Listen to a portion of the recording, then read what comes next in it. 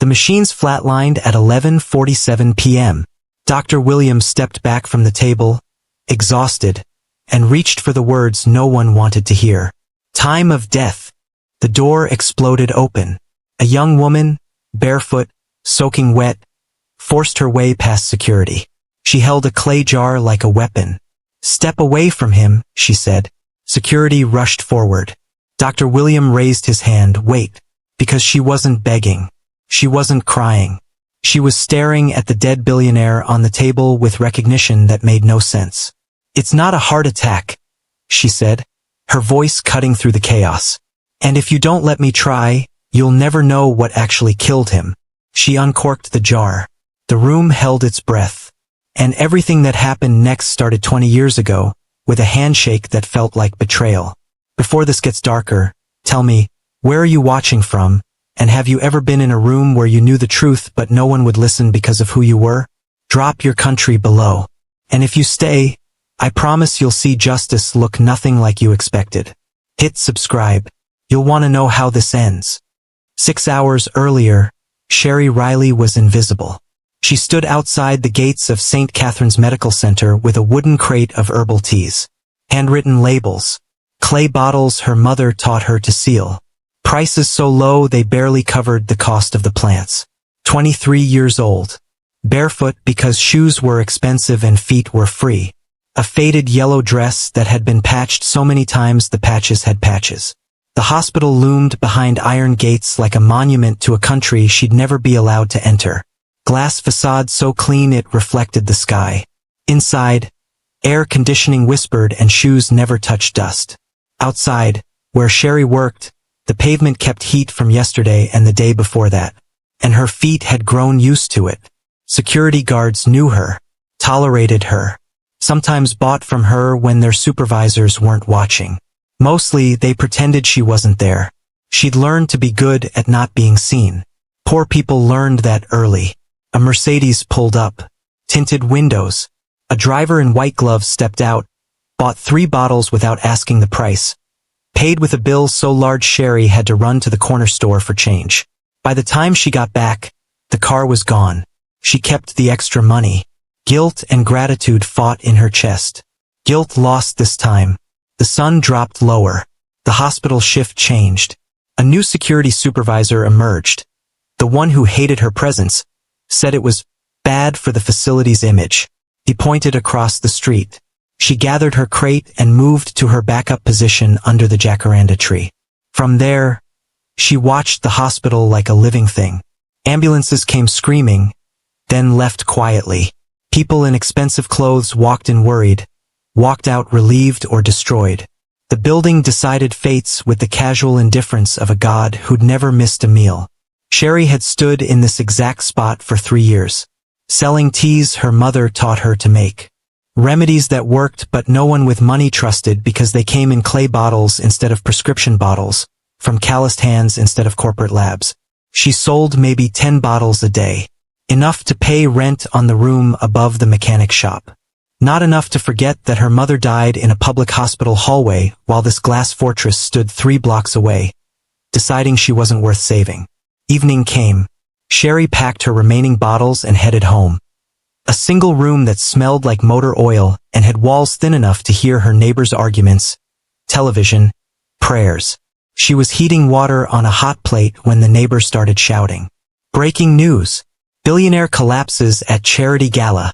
Sherry's hand froze mid-pour. She stepped into the hallway. For neighbors crowded around a small television mounted on the wall. Screen cracked but functional. The image showed a man on a stretcher. Paramedics running. Chaos in formal wear. A news ticker. Pharmaceutical CEO Jeff K. Redmond in critical condition after sudden cardiac arrest. The anchor's voice. Practice sympathy. Redmond, 52, collapsed during a speech at the Imperial Hotel. He was rushed to St. Catherine's Medical Center, where he serves on the board of directors. Doctors are working frantically, but sources say his condition is critical. They're calling it a massive heart attack. Sherry's breath stopped. She knew that face. She'd seen it on the business card her mother burned 15 years ago. On the court documents that came in thick envelopes and destroyed their lives with legal words Sherry was too young to understand but old enough to feel. On the magazine covers that celebrated his breakthrough cardiac medications, while her mother, the woman who'd created the remedy he patented, died without dignity in a hallway that smelled like bleach and defeat. Jeff K. Redmond, the man who turned her mother's healing into his profit. The man who sued Hillary Riley for practicing medicine without a license, while simultaneously filing patents on the exact remedies she'd given away for free. The man who built a glass empire on stolen knowledge. And now he was dying. Sherry should have felt satisfaction. Justice, even. But something else made her pulse spike, made her healer's instincts override her rage. The symptoms the reporter described: sudden collapse, unresponsive to standard cardiac protocols, no prior heart disease, complete system failure. Those weren't a heart attack. She'd seen it before. In her mother's journals. In the detailed case notes Hillary kept about patients who'd been poisoned by contaminated herbal preparations, by unlicensed sellers trying to copy her work without understanding the precision required. Kanna toxin. Rare. Deliberate. Derived from a plant that looked harmless but became lethal in certain combinations. Almost impossible to detect unless you knew exactly what to look for. It mimicked cardiac arrest so perfectly that doctors would treat the wrong thing until the patient died. And the only antidote was sitting in a clay jar under Sherry's mattress, wrapped in her mother's old headscarf. The last remedy Hillary Riley ever made. The one she'd pressed into teenage Sherry's hands 3 days before she died and whispered, "Only use this if there's no other choice. If someone's been poisoned with kanna and the doctors don't know. It's the only thing that will save them. But baby, listen, this knowledge is dangerous. People will want it. Don't give it away. Not anymore." Sherry had carried that jar for 8 years. Never used it. Never told anyone it existed. Until now. She stood in her room, staring at the jar. Let him die. That would be justice, wouldn't it? The man who sued her mother into poverty. Who patented the remedies Hillary had given away for free for 20 years. Who sat on the board of the hospital that turned Hillary away when she needed care. Who built his fortune on the backs of healers like her mother and called it innovation. Let his expensive doctors fail. Let his machines beep uselessly. Let him feel what it was like when all the money in the world couldn't save you because the knowledge you needed had been buried under patents and lawsuits and corporate greed. Her hands shook, but she heard her mother's voice, clear as water, steady as roots. We don't heal people because they deserve it, baby. We heal them because we can. That's what separates us from them.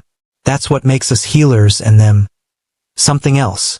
Sherry's eyes burned. Saving him wouldn't bring her mother back. Wouldn't undo the years of poverty, the shame, the erasure. Wouldn't change the fact that Jeff K. Redmond built his empire by systematically destroying people like Hillary Riley. But letting him die meant the truth died too. It meant her mother stayed erased. A footnote, if that. A traditional healer whose knowledge was backward until a man in a lab coat refined it and took credit. If Jeff died tonight, no one would ever know what Hillary Riley actually created. What she actually knew. What was actually stolen. Sherry wrapped the jar in cloth. Found her shoes, cheap sandals with broken straps held together with wire. Stepped into the rain that had started falling like the sky was crying for both of them. She didn't know if she was saving him or confronting him. Maybe both. Maybe neither. But she knew one thing. If Jeff K. Redmond was going to die, it wouldn't be before he knew exactly whose knowledge was keeping him alive. Not this time. Dr. William Marcus fought like he was drowning. Epinephrine, 1 milligram. Now. A nurse slammed the syringe into Jeff's foreline. Nothing. Charge to 200. The defibrillator whined. Paddles pressed to chest. Jeff's body jerked. The line stayed flat. Again. 300. Another shock. Another jolt. Another flat line. Around the edges of the room, Jeff's world assembled like well-dressed vultures. A corporate lawyer in a Rolex checked his phone, typing notes. 2 board members stood by the window, faces carefully neutral, but their eyes held calculations. A woman in designer grief, Jeff's ex-wife, maybe, or current wife, Dr. William wasn't sure. Clutched her Hermes purse and dabbed at eyes that stayed dry. No one was crying. Everyone was positioning. No taxi would take her without money up front. She ran instead, through streets slick with rain, past late-night vendors packing up, past churches letting out evening services, past the city that never noticed her until she was in the way.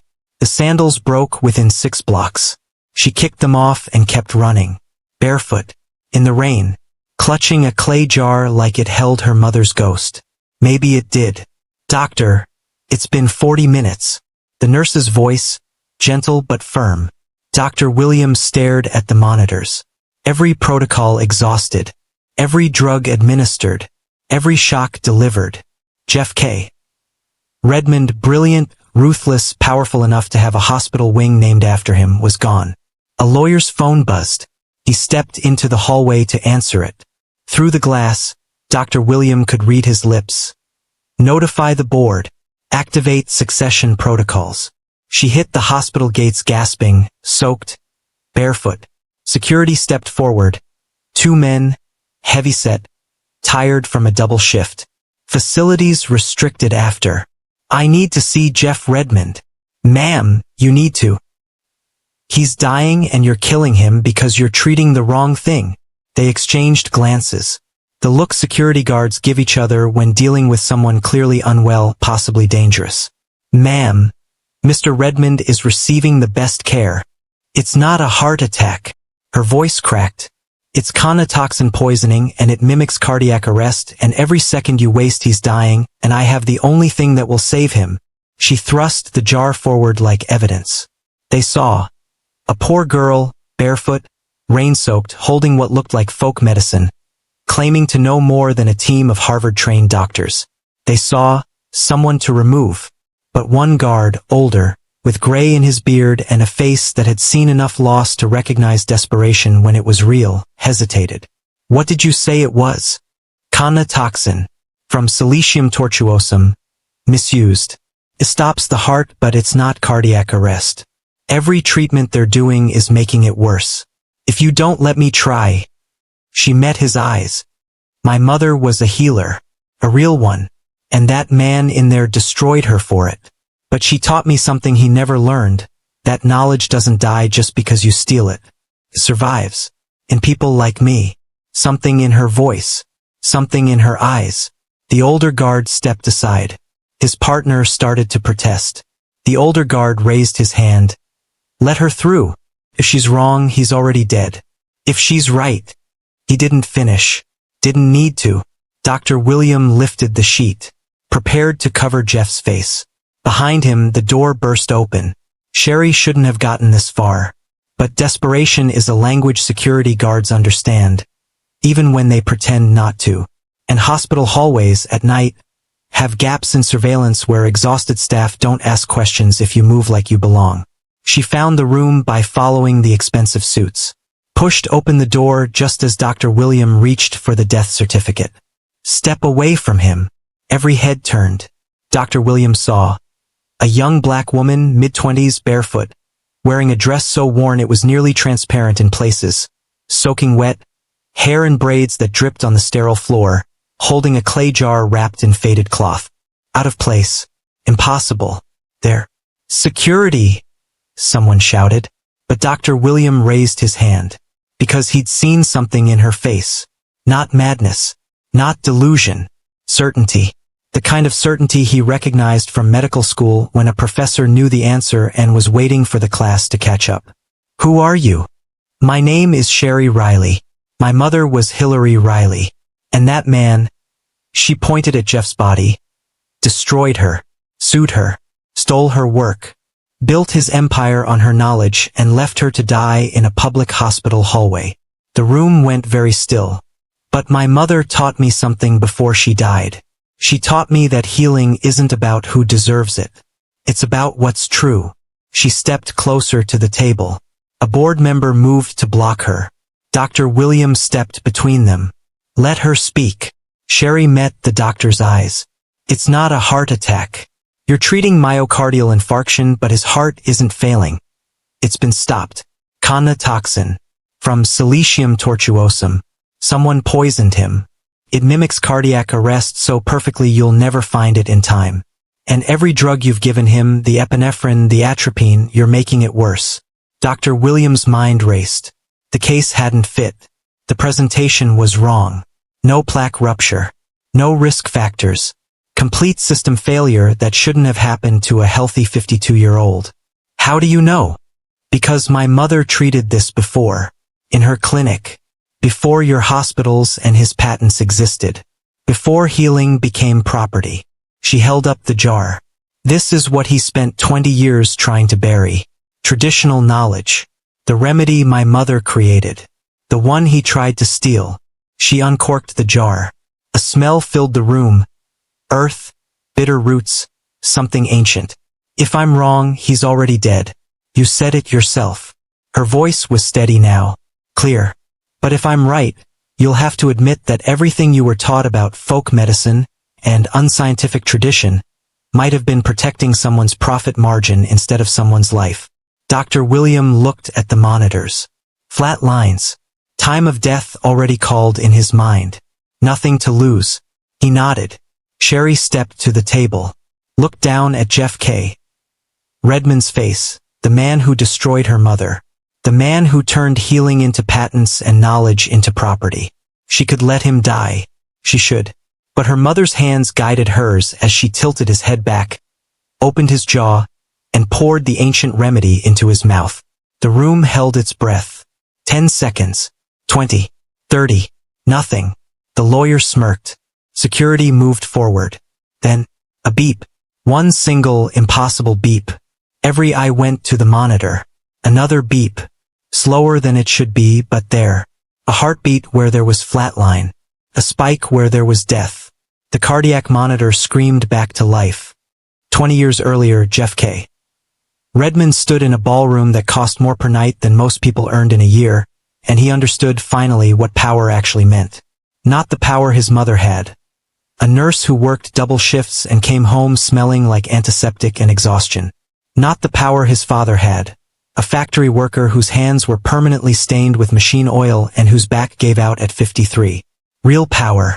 The kind that didn't break your body to build someone else's fortune. The kind that made the world rearrange itself around you. He was 31. Sharp suit that fit like it was painted on. Smile that had been practiced in mirrors until it looked effortless. A glass of champagne in his hand that he barely drank because he needed to stay sharp, always sharp. Around him, pharmaceutical executives celebrated another record quarter. Billion-dollar mergers announced with handshakes. Medications that cost pennies to produce sold for hundreds because patents said only one company could make them.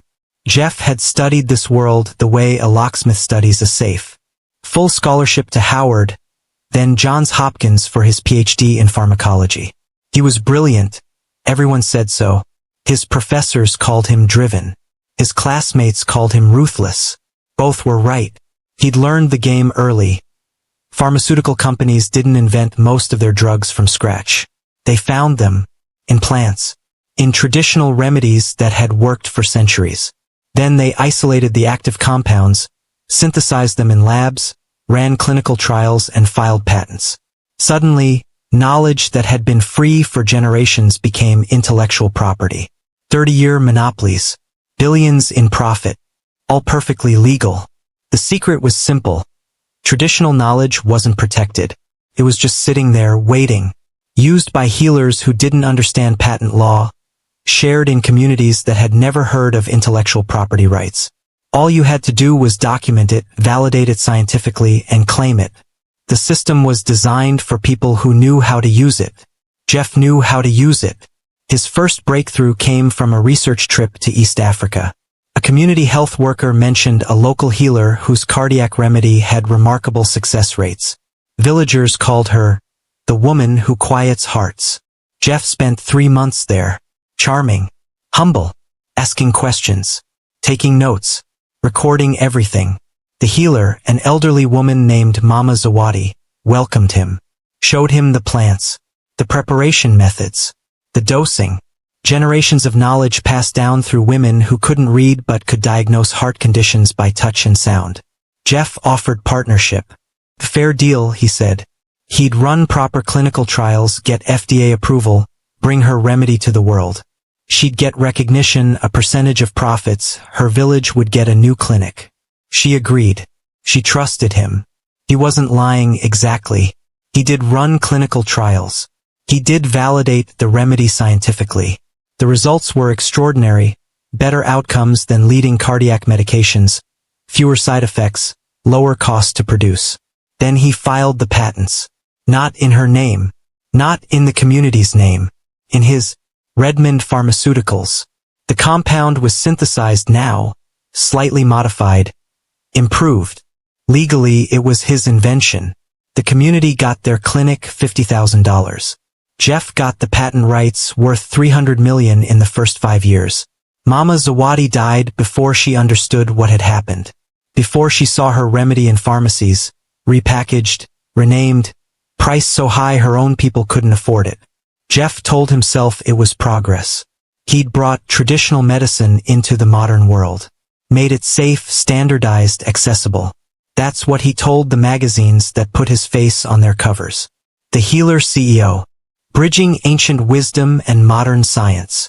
The new face of ethical pharmaceuticals. He believed it, mostly. On good days. On days when he didn't think about Mama Zawadi's granddaughter asking him why her grandmother's name wasn't on the medicine. Why the village couldn't afford the pills that came from their own plants. But belief was easy when you were building an empire. Glass towers in 3 cities. Research labs with his name on plaques. A net worth that grew faster than he could spend it. Invitations to galas where people who'd inherited their wealth treated him like he'd earned his. He had earned it. He'd been smarter, faster, more willing to see opportunities others missed. That was capitalism. That was innovation. That was how the world worked. By the time he was 40, Redmond Pharmaceuticals had patents on 17 traditional remedies. Cardiac medications, anti-inflammatories, anti-malarials, each one discovered in communities that had used them for centuries. Each one now owned by Jeff. Each one making him richer while the original healers, if they were still alive, watched from the outside. There were protests occasionally. Indigenous rights groups. Activists talking about biopiracy and medical colonialism. Jeff's lawyers handled it. Sent cease and desist letters. Filed countersuits. Reminded everyone that patents were legal, validated by regulatory agencies, approved by governments. And they were. Everything Jeff did was legal. That was the beautiful part. The system wasn't broken. It was working exactly as designed. To protect people who understood how to use it. To exclude people who didn't. Jeff learned not to visit the communities anymore. Easier to send research teams. Easier to let lawyers negotiate. Easier not to see the faces of people whose knowledge he was patenting. Out of sight, out of conscience. He told himself he was helping. Bringing medicine to millions. Creating jobs. Funding research. Building infrastructure. That's what power was for, to do things individuals couldn't do alone. But late at night, sometimes, in his penthouse that overlooked the city like a god's view of creation, he'd think about Mama Zawadi. The way she'd smiled when she showed him her plants. The way she'd said, "This knowledge is a gift. Gifts are meant to be shared." He'd pour himself expensive whiskey and remind himself that sentiment didn't cure diseases. Money did. Infrastructure did. Patents protected innovation. Without profit motive, none of this would exist. He almost believed it. Then, 15 years into his empire, he found another healer. Another remedy. Another community that had something worth taking. Her name was Hillary Riley. And unlike Mama Zawadi, she said no. That's when Jeff learned something new about power. It wasn't just about building. Sometimes it was about destroying anyone who refused to be built upon. Sometimes you had to show people what happened when they stood in the way of progress. Sometimes you had to make examples. He picked up the phone and called his lawyers. "I need you to look into someone. A woman practicing traditional medicine without proper licensing. In violation of health codes, probably. I want a full legal strategy. Whatever it takes." His assistant knocked, interrupted. "Mr. Redmond? The gala's starting. They're waiting for your speech." Jeff straightened his tie, checked his reflection. The healer CEO smiled back at him. "Tell them I'm coming," he said. "And get me everything you can find on Hillary Riley. I want to know what she knows. And then I want to own it." He walked toward the ballroom, toward the applause, toward the empire he'd built on borrowed bones and legal theft. He had no idea that 20 years later, Hillary Riley's daughter would be standing over his body, holding the one thing his money couldn't buy, the one remedy he'd never managed to steal, the one that would save his life and destroy everything he thought he knew about power. Sherry was 11 the first time she understood that her mother's hands knew things books couldn't teach. She sat cross-legged on the clinic floor in a bright yellow dress her mother had sewn from fabric bought at the market, watching Hillary Riley move between patients like water flowing around stones. Natural, unhurried, necessary. The clinic smelled like earth and hope, dried herbs hanging from ceiling beams, clay pots lined up on shelves labeled in 3 languages: English, Yoruba, and the older language of use that predated both. Her mother wore traditional wraps under a white coat that was more symbol than necessity, something to make the official world take her seriously. But it was her hands people trusted. Hands that had ground 1,000 remedies, delivered dozens of babies, closed the eyes of the dying with gentleness that felt like prayer. "Sherry, bring me the hawthorn, the jar with the red label." Sherry knew without looking. She'd been learning the jars since she could walk. Hawthorn for hearts that beat too fast. Valerian for minds that wouldn't rest. Ginger and turmeric for inflammation that Western medicine called arthritis, but her grandmother had called bones remembering old pain. Mr. Emanuel sat on the exam table, his breathing labored, one hand pressed to his chest. He was a mechanic, 50-something, worked from dawn until the light died, fixing cars he'd never be able to afford himself. He'd been to the hospital twice. They'd run tests, found irregular heartbeat, prescribed pills that cost more than his weekly wages. He'd taken them for a month, then stopped because his children needed to eat. Now he was here in the clinic that charged what people could pay and never turned anyone away. Hillary pressed her fingers to his wrist, listening to something deeper than pulse. She placed her ear against his chest, old-fashioned. They'd call it primitive, maybe. But Sherry watched her mother's face change, saw recognition there, saw diagnosis happening through touch and sound and knowledge passed down through generations of women who'd kept people alive when doctors weren't coming to neighborhoods like this. "Your heart's not failing, Emmanuel. It's exhausted. There's a difference." Hillary's voice was warm, certain. "You're carrying too much stress and not enough rest. Your heart's working overtime." She turned to Sherry. "What do we use for overworked hearts? Hawthorn to strengthen, motherwort to calm, magnesium to regulate." Sherry recited it like poetry, which in a way it was. Good. And why those 3 together? Because healing isn't just one thing. It's relationship. The plants work together like a family. Hillary smiled. That smile that meant Sherry had understood something important. Something that couldn't be taught in schools that only valued knowledge when it came with degrees and institutional approval. They prepared the remedy together. Sherry grinding in the mortar while her mother measured with precision that looked casual but was exact. Every rotation of the pestle released scent, bitter, green, alive. This wasn't just mixing ingredients. This was conversation with plants that had been having this conversation with humans for thousands of years. "Our knowledge survived because it worked," Hillary said, her hands guiding Sherry's. "Remember that when people try to tell you it's superstition, when they say traditional medicine like it's a nice word for fake. We kept people alive through slavery, through colonization, through every system that said we didn't matter. We survived because what we knew was true."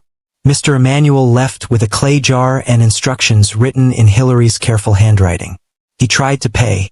Hillary waved him off. "Pay me when your heart's quiet again. Pay me by staying alive." This was how every day went. After school, Sherry came to the clinic, did her homework on the floor between patients, learned plant names in 3 languages, watched her mother diagnose by listening, by looking, by paying attention in ways that machines couldn't replicate. She learned that Sister Grace's high blood pressure came from grief, Her son had been killed by police 2 years ago, and her body was still screaming. She learned that little Amara's stomach pain came from stress. Her father drank, her mother worked 3 jobs, and her body was taking the impact. She learned that Mr. Thompson's insomnia came from night terrors. He'd fought in a war the government sent him to and never gave him help coming back from. Hillary treated bodies, but she healed people. There was a difference. The community knew it. They came from blocks away, sometimes from across the city. They brought their children, their elders, their impossible situations. They paid in cash when they had it, in food when they didn't, in labor when that's all they could offer. They painted the clinic, fixed the leaking roof, brought flowers that weren't expensive but were chosen with care. Hillary never turned anyone away, even when the day stretched past midnight, even when her own body was tired, even when Sherry fell asleep on the floor and had to be carried home. "This is what healing looks like," Hillary would say, locking up late, Sherry drowsy on her shoulder. "Not just the plants, the relationship, the trust, the not giving up on people." Then, on a Tuesday that felt like any other Tuesday, the man in the suit arrived. He didn't look sick. He looked expensive. Shoes that had never touched real dirt. Briefcase that probably cost more than the clinic's rent. Smile that was friendly in the way a shark is friendly before it decides whether you're food. "Ms. Riley? My name is Dr. Marcus Chin. I'm a research consultant for Redmond Pharmaceuticals." He handed her a business card, embossed, heavy stock, the kind that announced importance. "I've heard remarkable things about your cardiac remedies. Your success rates are, well, frankly, they're better than most prescription medications." Hillary took the card. Didn't smile back. "I help my community. That's all. And that's beautiful. Truly." He sat uninvited, pulled out a tablet. "But imagine helping more communities. Thousands of people. We'd love to partner with you. Document your methods. Run clinical trials. Bring your knowledge to." "My knowledge isn't for sale." "Of course not. We're not buying it. We're validating it. Scientific research. FDA approval. You'd be credited naturally. Compensated fairly. We're talking about making real medicine out of..." He caught himself. "That is, bringing your traditional practices into modern healthcare." Sherry, pretending to organize jars in the corner, felt her stomach tighten. Something in his voice. Something in the way he said traditional practices like it was a polite word for primitive. "I appreciate the offer," Hillary said, her voice still warm but steel underneath. "But my grandmother taught me this remedy. Her grandmother taught her. It belongs to my lineage, my community. It's not intellectual property. It's sacred trust." Dr. Chen's smile didn't falter. "I understand. Cultural sensitivity is very important to us. Just think about it. We're offering a consultation fee just to discuss." "No." One word. "Final." He stood, still smiling, left his card on the counter. "If you change your mind, we really could help a lot of people together, Ms. Riley. It would be a shame if this knowledge stayed limited, when it could save lives globally." He left. The door closed. The clinic felt colder. Hillary picked up the card, stared at it, then did something Sherry had never seen her do before. Her hand shook. "Mama, it's fine, baby." But her voice wasn't fine. "Go wash the mortars. We have Mrs. Jackson coming in 20 minutes. Sherry washed the mortars. Tried not to think about the man in the expensive suit. Tried not to notice that her mother kept staring at that business card like it was a diagnosis she didn't want to read. That night, Hillary burned the card in a clay bowl. Let it turn to ash. But burning it didn't make it go away. Because 3 weeks later, the letters started coming. Legal letters. Thick envelopes with law firm names. Words like unlicensed medical practice, and unregulated pharmaceutical distribution, and public health violations. And every single one was signed by lawyers representing Redmond Pharmaceuticals. The man who'd smiled in Hillary's clinic had gone back to his boss and said one thing. "She has something valuable." And she said no. Jeff K. Redmond had built an empire on one simple principle. Nobody says no. Not twice. Jeff K. Redmond owned the room the way some men owned countries. completely, effortlessly, with the casual confidence of someone who'd forgotten what it felt like to lose. The Imperial Hotel ballroom glittered like a jewelry box lined with people. Crystal chandeliers caught light and threw it back in patterns that cost more to install than most people earned in a lifetime. Men in tuxedos that fit like second skin. Women in gowns that whispered wealth with every movement. Champagne that cost $400 a bottle flowing like water because at this level excess wasn't vulgar, it was expected. Jeff stood at the podium, 52 years old and at the absolute peak of his power. Sharp tuxedo. Rolex that could have fed a family for a year. Smile that had been on 3 magazine covers this month alone. Behind him, a screen displayed Redmond Pharmaceuticals' latest achievement. 17 new patents approved, including a breakthrough cardiac medication portfolio valued at $800 million. Ladies and gentlemen, his voice carried the easy authority of someone used to being listened to. When I started this company 23 years ago, I had a simple vision: to bridge the gap between traditional wisdom and modern medicine, to take healing knowledge that existed in communities around the world and bring it to everyone. Applause. Enthusiastic. The kind people gave when they were invested in your success because it meant their success too. Jeff took a sip of water. Continued. Tonight, we celebrate not just patents and profits, but lives saved. Our new cardiac line will help millions of people who... The glass slipped from his fingers. It hit the podium, didn't break, just rolled. Nobody noticed at first. Jeff stared at his hand like it belonged to someone else. Tried to speak. His tongue felt thick. Who? He blinked. Wrong word. Try again. Who couldn't? Confusion crossed his face. Then something else. Fear. His heart stuttered. Not pain exactly. Just wrongness. Like his chest had forgotten how to do something it had been doing automatically for 52 years. The room tilted. Or he tilted. Hard to tell. He reached for the podium. Missed. His knees buckled. Someone screamed. Jeff K. Redmond, billionaire, pharmaceutical titan, the man who'd conquered traditional medicine and called it innovation, hit the floor like gravity had personally decided to humble him. Chaos erupted. People rushed forward. Someone shouted for a doctor. Ironic, in a room full of medical professionals who'd come to celebrate medications they'd never personally need. Hands on his chest. Voices overlapping. His heart wasn't beating right. Wasn't beating steady. Wasn't beating enough. Paramedics arrived in 7 minutes. Priority response for a man who donated enough to have a hospital wing named after him. They loaded him onto a stretcher. Started IVs. Radioed ahead. St. Catherine's Medical Center Trauma Bay. Prep for full cardiac arrest protocol. The ambulance screamed through city streets. Lights painting the night red and urgent. Inside the trauma room, Dr. William Marcus was already scrubbed and waiting. 41 years old. 15 years in emergency medicine. Black man with a beard going gray at the edges and eyes that had seen enough death to respect it but not enough to stop fighting it. He was competent, careful, the kind of doctor who treated homeless addicts with the same intensity he treated billionaire board members. Tonight, he was treating a billionaire board member. Jeff crashed through the doors on a gurney surrounded by paramedics rattling off vitals that made no sense. 52-year-old male, sudden collapse, presenting with severe bradycardia progressing to full arrest. No response to atropine. No cardiac history. No risk factors. Dr. Williams' hands moved automatically. Get him on the monitors. I want a full panel: cardiac enzymes, electrolytes, toxicology. Start compressions. The team moved like a choreographed dance they'd performed 100 times. Chest compressions. Defibrillator charging. Medications pushed through IVs with the desperate hope that chemistry could override whatever was shutting down Jeff's body. Nothing worked. AP 1 milligram. Dr. William watched the monitors. Flat line mocking him.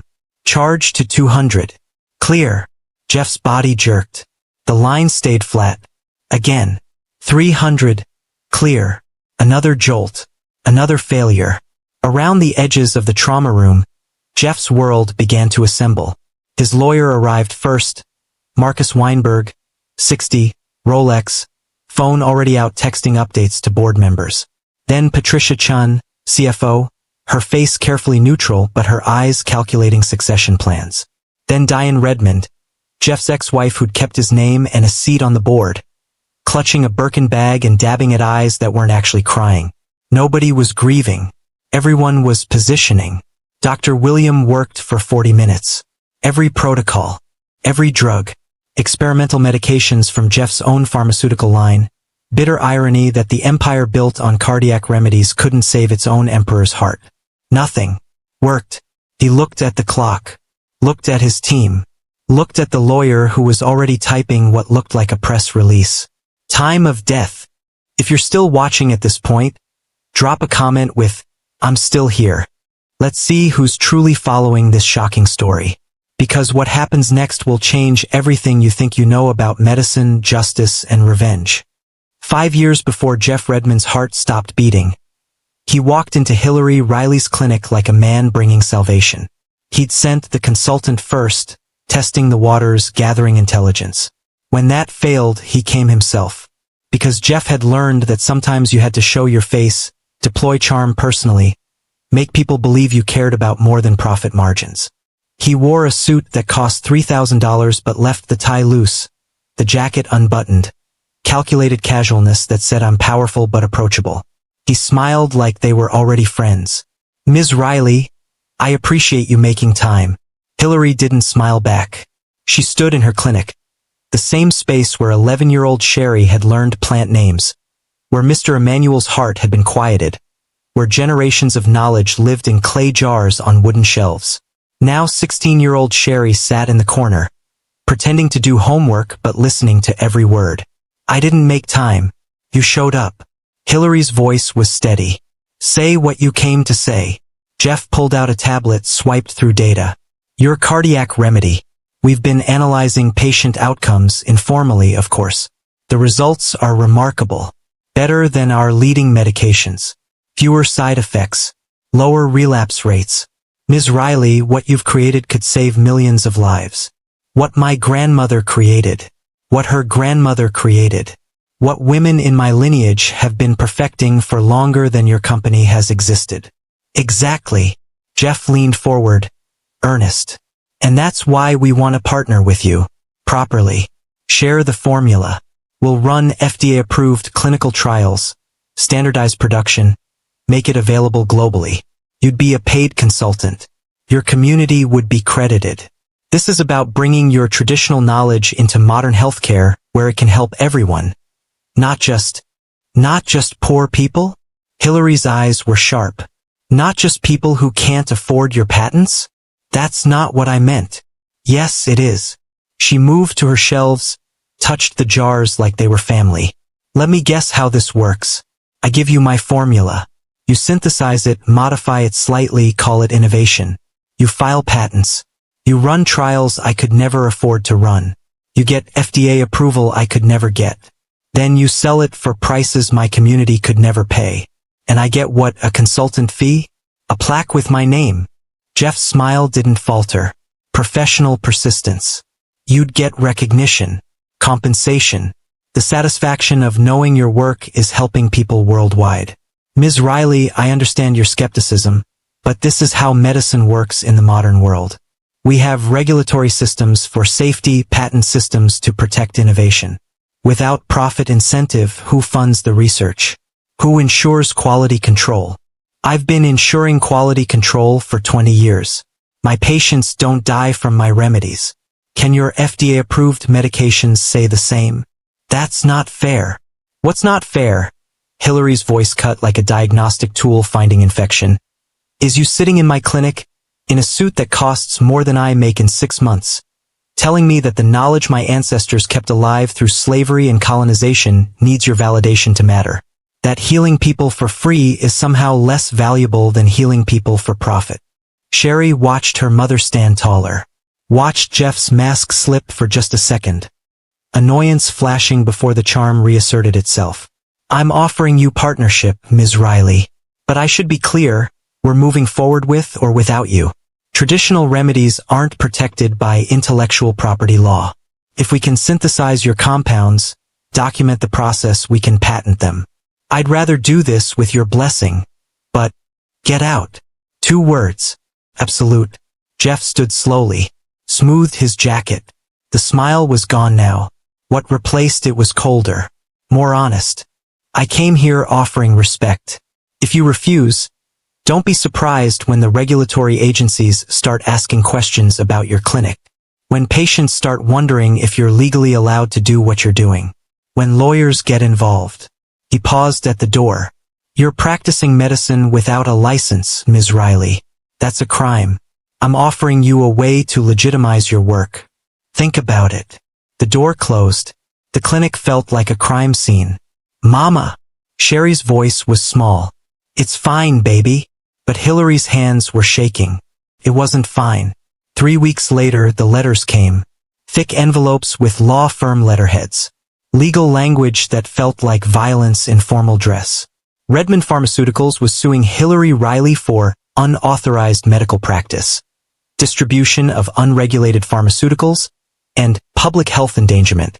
Simultaneously, and this was the genius of it, they filed patent applications on novel cardiac compounds derived from traditional African botanical sources.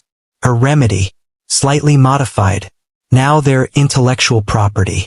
Hillary found a lawyer willing to work pro bono. A young woman fresh from law school who believed in justice more than she believed in winning. They fought, filed countersuits, argued that Hillary's traditional knowledge should be protected, that Redmond's patents were biopiracy, that indigenous intellectual property deserved legal recognition. They lost. Of course they lost. Jeff had 12 lawyers. Hillary had 1. Jeff had precedent, decades of pharmaceutical companies patenting traditional remedies. Hillary had principle. Principle didn't win in court. But the lawsuit did something worse than lose. It destroyed her practice. The publicity was poison. News articles. Local healer faces charges for unlicensed practice. Neighbors started asking questions. Patients stopped coming. Not because they didn't trust Hillary, but because they were scared of being implicated. Regulatory agencies that had ignored her for 20 years suddenly discovered violations. Building codes, health codes, licensing requirements. The clinic closed 6 months after Jeff's visit. Sherry watched her mother age a decade in those months. Watched the light behind her eyes dim. Watched healing hands become hands that shook when opening legal letters. Hillary tried to keep teaching. Sherry still learned. But poverty has a taste, and it flavored everything now. Their apartment got smaller. The neighborhood got worse.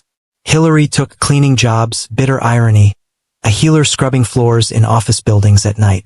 Then her body, carrying stress it was never meant to hold, began to break. Hypertension first, then heart palpitations. Then the condition she'd treated in hundreds of others turned its attention to her.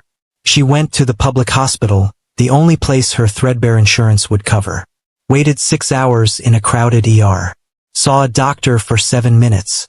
Got prescriptions she couldn't afford and follow-up appointments she couldn't make because she'd lost too many cleaning shifts already. Mama, let me make your remedy, Sherry begged.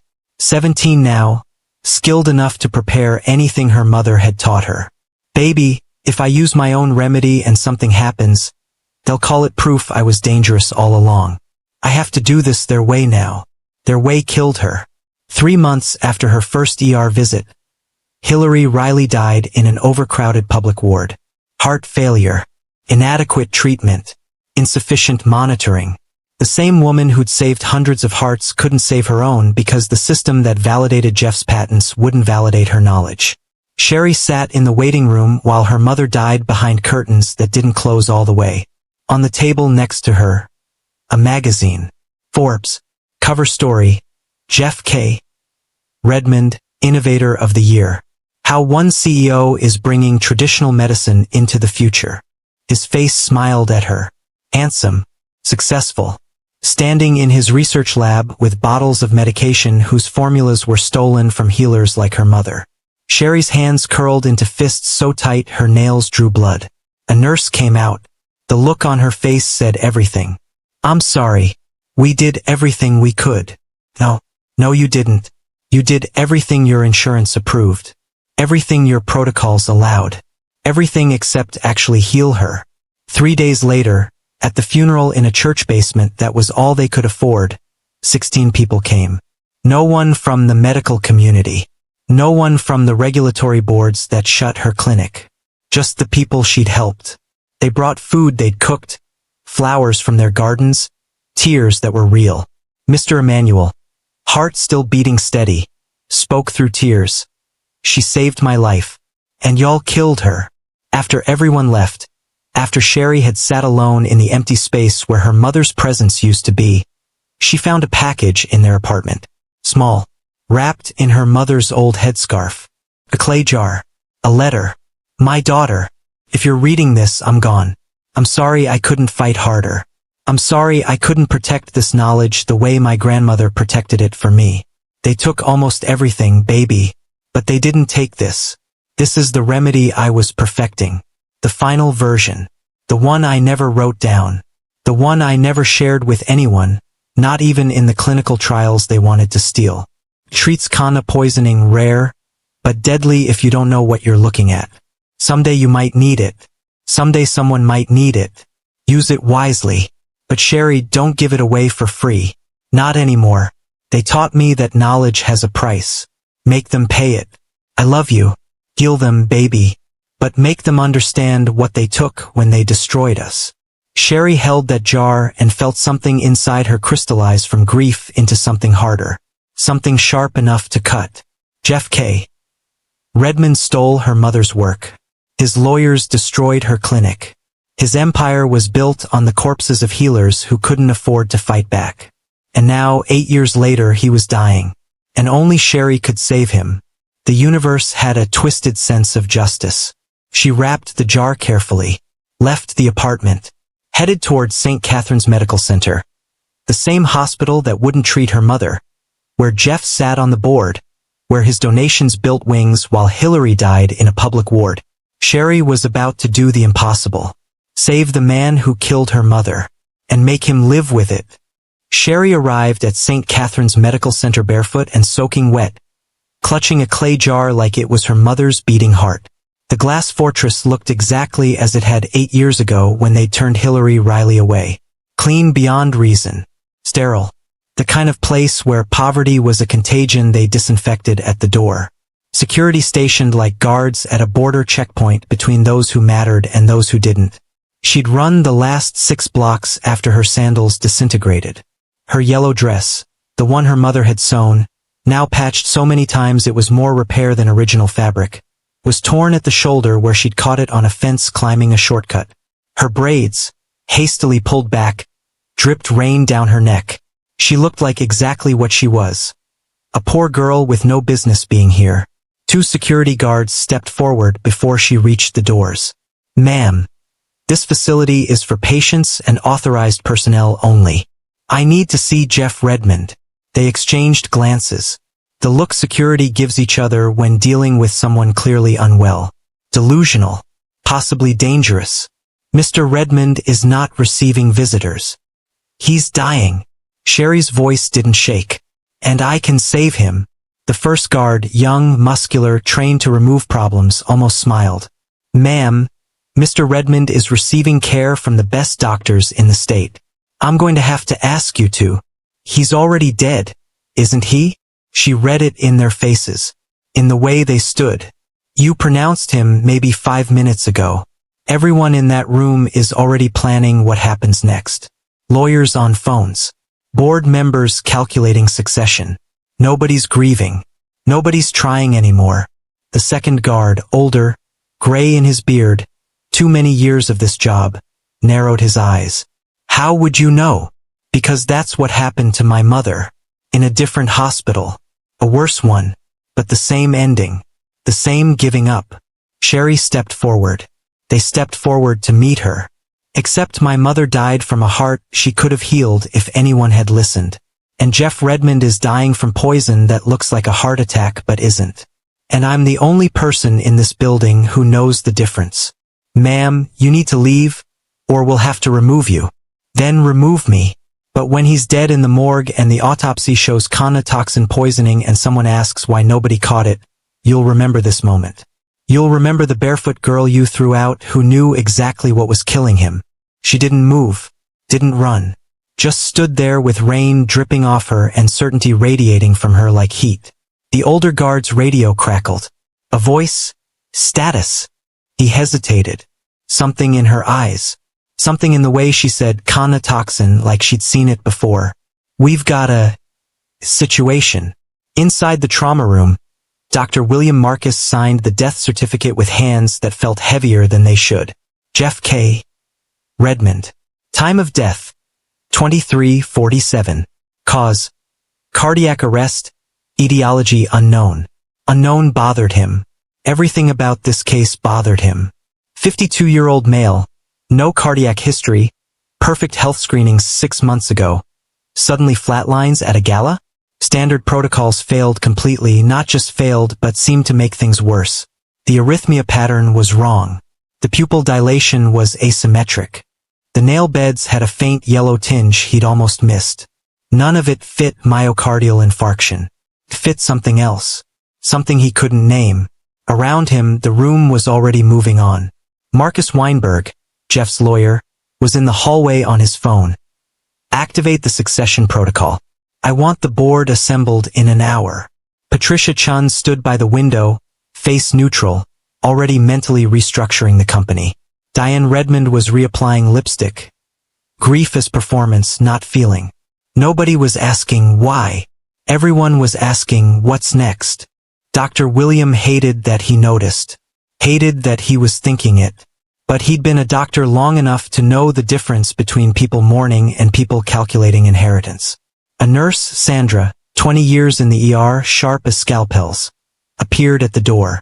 Dr. William, there's a woman at the security checkpoint. She's claiming Redmond was poisoned. Says she has an antidote. He almost dismissed it. Should have dismissed it. But something in Sandra's face stopped him. What kind of woman? Young. Early 20s. Poor, visibly. Barefoot. Soaking wet. Holding what looks like. Honestly, it looks like something from a traditional medicine practice. Clay jar wrapped in cloth. Every instinct in his medical training screamed, charlatan. Snake oil. Desperate person trying to insert themselves into a high-profile case. But that wrongness about Jeff's case. That nagging sense that he'd missed something. What did she say specifically? Toxin poisoning. Said the symptoms would include asymmetric pupil dilation and... Sandra checked her notes. Peculiar yellow discoloration of the nail beds. Dr. Williams' blood went cold. He'd seen the pupils. He'd seen the nail beds. He'd noted both as anomalies but couldn't connect them to anything in his differential diagnosis. This girl, this poor, barefoot girl with folk medicine, had diagnosed from the hallway what he'd missed with 16 years of medical education. Bring her to me. Now. Doctor. Security's about to remove her. I said now. He ran. Through the trauma bay, past the lawyer still on his phone, out to the security checkpoint where 2 guards had Sherry by the arms and were walking her toward the exit. Stop! They stopped. Sherry looked up, met his eyes, saw a black man in a white coat, stethoscope around his neck, exhaustion and doubt and desperate hope fighting on his face. You have 30 seconds, Dr. Williams said. To convince me you're not delusional. Sherry didn't waste time on preamble. Toxin. From Silicium tortuosum. It's a succulent that's been used traditionally for anxiety, but in certain preparations, or if deliberately concentrated, it causes severe cardiac depression. Mimics heart attack almost perfectly. But the presentation's different. You saw it, didn't you? The arrhythmia wasn't quite right. The pupils dilated but not symmetrically. Left more than right. The nail beds had yellow undertones. Not the cyanosis you'd expect from pure cardiac failure. Dr. Williams' mouth went dry. How? The toxin binds to cardiac sodium channels. Every medication you gave him, the epinephrine, the atropine, you were treating the wrong mechanism. Making it worse. It's not electrical failure. It's chemical blockade. You need to reverse the binding, not stimulate the heart. She was right. He knew she was right. Every failed intervention suddenly made terrible sense. And you have the antidote. My mother developed it. For when traditional remedies were misused. when people tried to copy healing without understanding and turned medicine into poison. Sherry's voice cracked. She died 8 years ago, in a public hospital, from a condition she could have treated herself if anyone had listened. If anyone had believed that a poor black woman with plant knowledge might know something doctors didn't. The guards still held her arms. Dr. William looked at this girl, disheveled, desperate, holding folk medicine in a clay jar. Every part of his training said this was insane. Every part of his oath said he had to try. How do I know this isn't going to kill him? He's already dead. You pronounced him yourself. Sherry met his eyes. No pleading, just truth. But the toxin takes about 90 minutes to fully bind. If we reverse it now, his heart can restart. If we wait for toxicology to confirm, it'll be too late. You have to choose. Trust your protocols or trust that sometimes the knowledge you dismissed as primitive might be the only thing that saves him. Somewhere behind them, Marcus Weinberg was announcing Jeff's death to the board. Somewhere in the trauma room, they were preparing to transfer a body to the morgue. Dr. William looked at Sherry's hands, calloused from work, clutching that jar with reverence. He made a choice that would end his career or redefine it. Come with me. Fast. They ran. Through hallways designed to prevent people like Sherry from ever reaching people like Jeff. Past nurses who shouted protests. Past security calling for backup. Burst into the trauma room just as an orderly reached to disconnect the final monitor. Stop! Dr. Williams' voice commanded the room. Nobody touches him. We're not done. Marcus Weinberg turned, furious. Doctor, you pronounced. I was wrong. He looked at Sherry. At the jar. At the impossible gamble he was about to take. He's not having a heart attack. He's been poisoned. And she has the antidote. Every eye in the room turned to Sherry. Poor. Barefoot. Holding folk medicine. Everything their world was designed to exclude. Patricia Chin laughed. Actually laughed. You're going to let some girl with a jar of what herbs treat a billionaire? This is insane. He's already dead, Sherry said quietly. What's insane is pretending your medicine is working when it's not. She stepped to the table, looked down at Jeff Redmond's body. The man who destroyed her mother. The man whose empire was built on stolen knowledge. She could walk away, let him stay dead. Justice served cold in a sterile room. But her mother's voice, we heal because we can. Sherry uncorked the jar. A smell filled the room. Earth, roots, something ancient. If this works, she said, meeting Dr. Williams' eyes, you're going to have to admit your medicine doesn't have all the answers. That traditional knowledge isn't superstition. That the people you've been dismissing for centuries might know how to heal you. She tilted Jeff's head back, opened his jaw, poured her mother's final remedy into his mouth. The room held its breath. 10 seconds. 20. 30. Nothing. Patricia started toward the door. I'm calling. The monitor beeped. Once. Everyone froze. It beeped again. A heartbeat. Slow. Weak. But there. The flat line began to spike. And Jeff K. Redmond, dead, pronounced, finished, started breathing again. The trauma room smelled like failure and antiseptic and the particular kind of silence that comes after death certificates are signed. Jeff K. Redmond lay on the table, sheet pulled to his chest, monitors disconnected, the choreography of death already in motion. An orderly had started filling out morgue transfer paperwork. Marcus Weinberg was on his phone coordinating board statements. Patricia Chun stood by the window checking stock prices on her tablet. Redmond Pharmaceuticals shares were already dropping on the news. Then Sherry Riley walked in, and the room's careful order shattered. She looked exactly like she had no business being there. Barefoot on floors designed never to touch bare feet. Worn yellow dress with a visible tear at the shoulder. Patches on patches. Soaking wet from rain the rich people in this room would never stand in. Her braids pulled back hastily, water still dripping, and clutched against her chest like a sacred relic. A clay jar wrapped in faded cloth that had once been her mother's headscarf. Security flanked the doorway, uncertain whether to remove her or protect her. Dr. Williams stood beside her, His white coat and authority the only reason she'd made it this far. But even he looked like a man who'd bet everything on a hand he couldn't see. Patricia looked up from her tablet, irritation sharp on her face. What is this? He's already dead, Marcus said, not even bothering to look up from his phone. Security, please remove. No, Sherry's voice cut through. Not loud, just certain. He's not dead. He's suspended. Every head turned. Dr. William cleared his throat. Everyone listen. This woman has knowledge of a specific poisoning, conotoxin, that presents exactly like cardiac arrest but isn't. It would explain why every intervention failed, why the symptom pattern was wrong. I believe her. You believe a girl with a jar of, what herbs? Patricia's laugh was acid. This is St. Catherine's Medical Center, not a witch doctor's. My mother wasn't a witch doctor. Sherry's voice didn't rise, but something in it made Patricia stop talking. She was a healer. She saved hundreds of people your hospitals wouldn't treat. And she created this. She lifted the jar. When she realized her own remedies could be turned into weapons. When she understood that knowledge meant power, and power meant someone would eventually use it to kill. She unwrapped the cloth slowly. The jar underneath was terracotta, old, sealed with wax. Hand-painted symbols marked the sides, not decorative, instructional. Dosage markers. Preparation notes in a language that predated pharmaceutical companies. The toxin mimics death, Sherry said, moving toward the table. Slows the heart so completely it appears stopped.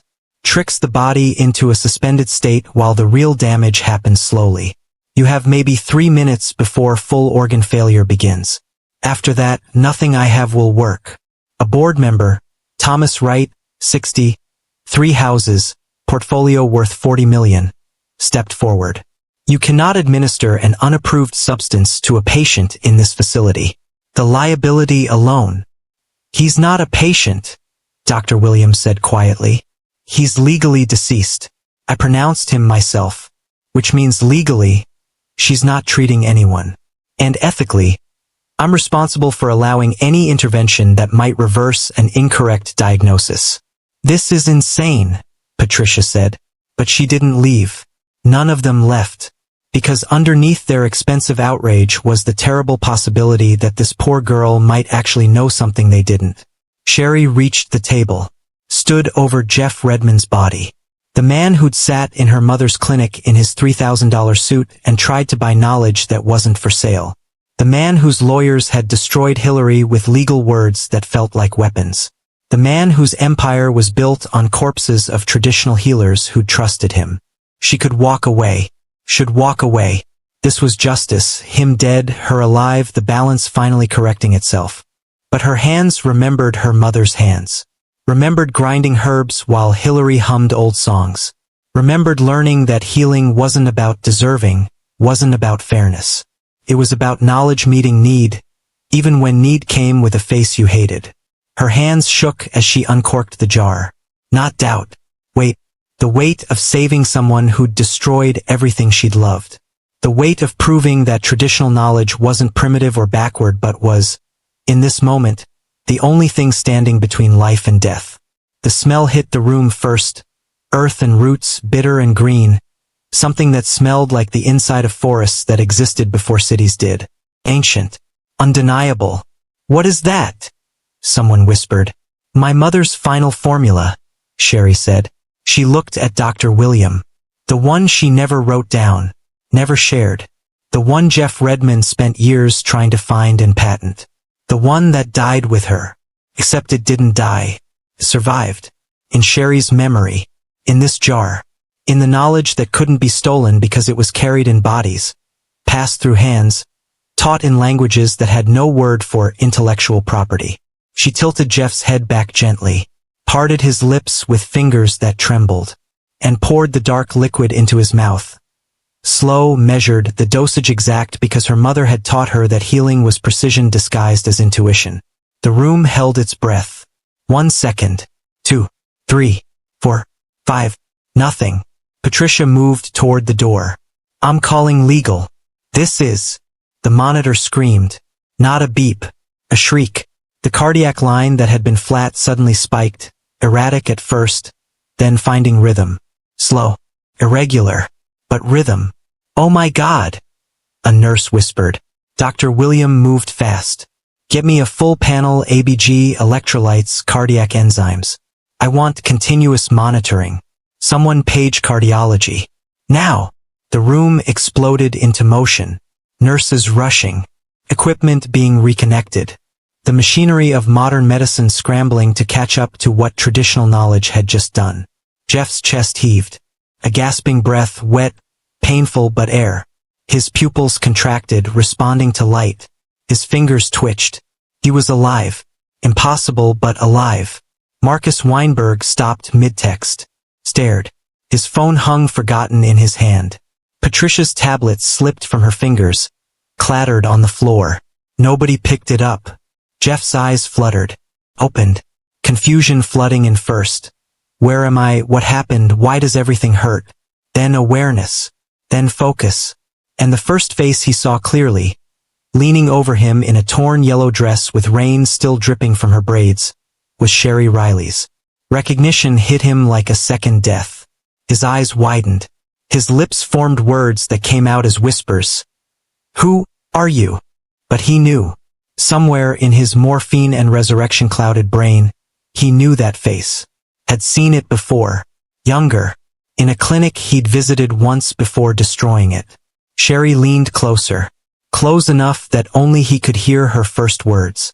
Close enough that tears she'd been holding back finally fell onto his face. "I'm Hillary Riley's daughter," she said, voice steady despite the tears. "And I just saved your life with the medicine you spent 20 years trying to steal." Then louder, for the room. "The knowledge you tried to bury. The tradition you called primitive. The healing you turned into patents while the healer who created it died in a hallway 3 blocks from here." Silence. Even the machines seemed to quiet. Jeff's face transformed in real time. Confusion bleeding into memory. Memory bleeding into recognition. Recognition bleeding into horror. He remembered. The clinic. The lawsuit. Hillary Riley, brilliant, stubborn, refusing to sell knowledge that wasn't hers to sell. Hillary Riley, who died from exactly the kind of heart condition she'd spent her life treating. Hillary Riley, whose daughter was now standing over him with the only thing that could save him. Hillary. His voice was barely sound. "You're Hillary's daughter." "Yes." Sherry straightened, looked around the room at the shocked faces. At Dr. William, humbled. At the board members, calculating new strategies. At the lawyer, recording everything. "Your protocols failed," she said to all of them. "Your medications failed. Your expertise failed. The only thing that saved him was knowledge you've spent centuries dismissing. Traditional medicine. Folk remedies. The healing practices you call unscientific while patenting them for profit." She turned back to Jeff, whose eyes were filling with tears. Pain and morphine and the terrible understanding of what he'd done. What had just been done to him. "You stole from my mother. You destroyed her. And now you owe her your life." Sherry's voice cracked. "You're going to have to live with that. Every heartbeat you feel from this moment on, you'll know it's because a tradition you tried to erase saved you. Because a healer you crushed taught her daughter well enough that even after death, her knowledge survived." Jeff tried to speak. Couldn't. His heart, restarted by Hillary's remedy, beat steadily on the monitor. Proof. Undeniable. Dr. Williams stepped forward carefully. "We need to monitor him closely. The antidote worked, but we don't know the full mechanism, the potential complications." "I know the mechanism," Sherry said. "I know the complications. I know what to watch for, how to adjust dosing, what symptoms mean danger and what mean healing. Because my mother taught me. The way her mother taught her. The way generations of women kept this knowledge alive when the world told them it was worthless." She looked at Dr. William. "You want to save him? You want to make sure he survives? Then you're going to have to trust me. A poor girl with no medical degree. A traditional healer's daughter with plant knowledge instead of pharmacology. You're going to have to admit that maybe, just maybe, your institutions don't have a monopoly on healing." Dr. William looked at Jeff's monitors. at the impossible resurrection he'd just witnessed, at this young woman who'd done what 16 years of medical training couldn't do. He nodded slowly. "Tell me what you need. I need you to let me finish treating him. I need you to trust that I know what I'm doing. And I need everyone in this room to understand." She looked around. That what just happened wasn't a miracle. It was knowledge. Knowledge that survived because it worked. Knowledge that you tried to steal and patent and lock behind prescriptions. Knowledge that just saved the life of the man who tried to destroy it. Jeff's eyes were fully open now, watching her, understanding dawning like a slow, terrible sunrise. Marcus stepped forward. "Ms. Riley, is it? I think we should discuss." "No." Sherry's voice was iron. "We're not discussing anything until he's stable. Until I've completed the treatment. And until everyone in this room admits what just happened." "What did just happen?" Patricia's voice was small now, uncertain. Sherry looked at Jeff. At the man who'd built an empire on her mother's grave. At the monitors showing his heart beating because of medicine he'd tried to erase. Traditional knowledge just saved modern medicine's biggest advocate from its own arrogance, she said. "And now we're all going to have to figure out what that means." Jeff's hand moved, weakly, reached toward her. She didn't take it. Instead, she turned to Dr. William. "He'll need 3 more doses, 12 hours apart. The toxin's still in his system. If we don't complete the treatment, he'll crash again. Permanently this time. And you're the only one who knows the formula." It wasn't a question. They all understood now. Sherry held Jeff Redmond's life in her hands. In her knowledge. In the tradition he'd spent decades trying to commodify. She held all the power now. And everyone in that room knew it. "So here's what happens next," Sherry said quietly. "You're going to let me stay. You're going to give me access. And Jeff Redmond is going to wake up fully and understand exactly who saved him and what was stolen from her. And then," she paused. "Then we're going to talk about what justice actually looks like." Jeff's eyes closed. Whether from exhaustion or shame, no one could tell. But his heart kept beating. Hillary Riley's remedy flowing through his veins. And Sherry Riley, barefoot and poor and holding all the cards, stood watch over the man who destroyed her mother, healing him, making him live with it, the most devastating revenge of all. They moved Jeff to the ICU like he was made of glass and secrets. Sherry followed without asking permission. When an administrator tried to stop her, family and authorized medical personnel only, Dr. Williams stepped between them. "She stays. The antidote isn't a one-time intervention. It's a process. Without the complete treatment protocol, he'll crash again within 12 hours. Permanently this time." The administrator looked at Sherry. Barefoot, soaking dress, clay jar clutched like evidence, and saw liability wrapped in poverty. "Doctor, she has no credentials, no authorization, no. She has the only knowledge that kept him alive." Dr. Williams' voice was steel wrapped in exhaustion. "So either she stays and completes the treatment, or you can explain to the board why we let their CEO die twice because we couldn't overcome our institutional arrogance. Your choice." The administrator left. Quickly.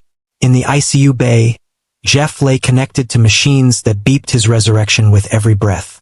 Weak, disoriented, alive in a way that felt more like haunting than healing. His eyes tracked movement but didn't quite focus. His lips moved occasionally, forming words no one could hear. Sherry sat up at the small counter like she was preparing medicine in her mother's clinic. Pulled ingredients from pockets in her dress. Small wrapped bundles, crushed leaves, dried roots stored in cloth. Mixed them in a borrowed specimen cup because the ICU didn't stock mortars and pestles. A nurse watched, fascinated and horrified. "What are you making?" "The second dose. The first restarted his heart. This one binds the remaining toxin so his body can process it out." Sherry's hands moved with practiced precision. "Third dose in 12 hours stabilizes cardiac rhythm long-term. Miss any dose, the toxin rebounds. He dies." Dr. William pulled up a chair, watched her work. "Explain it to me. All of it. How does a plant compound mimic death?" Sherry didn't stop mixing. "Canna. Silicium tortuosum. In traditional use, it's a heart medicine. Strengthens cardiac function, reduces anxiety, helps with irregular rhythm. My mother used it for years. Never lost a patient. But the active alkaloids, mezembrin, mezembrinone, they work on serotonin and PDE4 pathways. In therapeutic doses, they're healing. In concentrated doses, they become cardiotoxic. They don't stop the heart violently like most poisons. They slow it down gradually, drop blood pressure, depress respiration until the body enters a suspended state. Brain activity continues minimally. Heart appears stopped. To anyone not looking for it, it's indistinguishable from cardiac arrest. Dr. Williams' medical brain caught up. That's why standard resuscitation failed. We were trying to restart a heart that wasn't technically stopped, just suppressed beyond detection. Exactly. And every stimulant you gave him, epinephrine, atropine, you were fighting the wrong mechanism, making the suppression deeper. She held up the mixture. This is the reversal. Compounds that displace the alkaloids from receptor sites allow normal cardiac function to resume. From what plants? Hawthorn, motherwort, and something my mother called grandmother's secret. A root combination she never named in any journal. She said some knowledge stays oral because writing it down makes it stealable. The irony hung in the air like smoke. Dr. William leaned back. How does someone even access concentrated toxin? This isn't something you buy at a health food store. Sherry's hands stopped moving. No. It's something you make when you understand traditional medicine well enough to weaponize it. Which means someone in Jeff's own industry. She looked at Jeff's unconscious form. Someone who studied indigenous remedies. Who learned what my mother knew. Who took that knowledge and twisted it into murder disguised as natural causes. A terrible thought occurred to Dr. William. Corporate espionage? Corporate warfare using stolen indigenous knowledge as the weapon. Sherry's voice was bitter. Perfect symmetry, isn't it? Jeff built his empire stealing traditional remedies. Someone tried to kill him with one. Dr. William stood. We need to investigate. Find out who had access. Check his recent acquisitions. Recent gifts. Anything botanical that came from a competitor. They found it in his personal effects. A gift basket delivered to his office 3 days ago. Expensive. Tasteful. From Graham Whitmore, CEO of Biopharma Solutions. A competitor who just lost a patent dispute to Redmond Pharmaceuticals over a traditional African anti-malarial. The basket contained imported teas, botanical supplements, artisanal herbal preparations. All carefully labeled. All seemingly legitimate. Except one. A small vial marked cardiac tonic, traditional kanna preparation. The kind of thing a health-conscious CEO might add to his morning routine. Dr. William held it up to the light. He was dosing himself every day, slowly accumulating toxin. Until tonight, when his system hit critical mass and crashed. Sherry took the vial, opened it, smelled it. Her face went dark. This is concentrated enough to kill 10 people. Whoever made this knew exactly what they were doing. We need to call the police. This is attempted murder. It's also proof, Sherry said quietly, that traditional knowledge in the wrong hands is deadly. That what my mother and her ancestors created to heal can be perverted into harm when people treat it like property instead of sacred trust. She prepared the syringe, because even traditional remedies sometimes needed modern delivery when the patient couldn't swallow. Approached Jeff's foreline. Administered the second dose with hands that were steady despite everything. They watched his monitors. Cardiac rhythm strengthening. Blood pressure stabilizing. Respiration deepening. He was healing. Against all odds. Against all protocol. Jeff's eyes opened. Clearer now. More present. They found Sherry immediately. You. His voice was paper thin. You're Hillary's daughter. Yes. Sherry didn't move away. Didn't soften. And you're alive because of her. Because she taught me well enough that even after you destroyed her, her knowledge survived.